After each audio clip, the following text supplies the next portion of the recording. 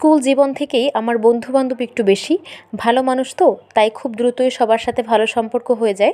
ভার্সিটির লাইফটাও ঠিক তেমন। এখনও প্রচুর পরিমাণে বন্ধু-বান্ধব, খাওয়া-দাওয়া, আড্ডা সবকিছুই বহমান আছে। বিয়ে করার পর কোনো কিছুরই পরিবর্তন হয়নি। বান্ধবীর তরফ থেকে আমাদের জন্য খাওয়া-দাওয়ার আয়োজন করা হচ্ছে।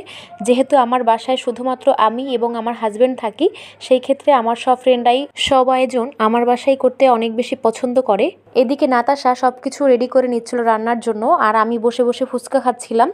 অন্য সময় ওকে সাহায্য করলেও ওই দিন আসলেই আমি কোনো সাহায্য করিনি, সবকিছু ও একা একাই করছিল। আর বান্ধবী, তোমাকে বলবো পরের দিন অবশ্যই কিন্তু বাসায় নুন নিয়ে আসবে। আর আমার আশেপাশের অনেকেই জানেন যে আমি অনেক ভালো রান্না করতে পারি না। ছোট পরিসরের রান্নাবান্না আমি খুব ভালো পারলেও এত বড় পরিসরের রান্নাবান্না আমি পারি না। তাই রান্নাবান্নার পুরো দায়িত্বটাই নাতাশার উপরে ছিল। ও প্রথমে মাংসটাকে খুব ভালোভাবে কেটে পরিষ্কার করে বিরিয়ানির জন্য তৈরি করছিল।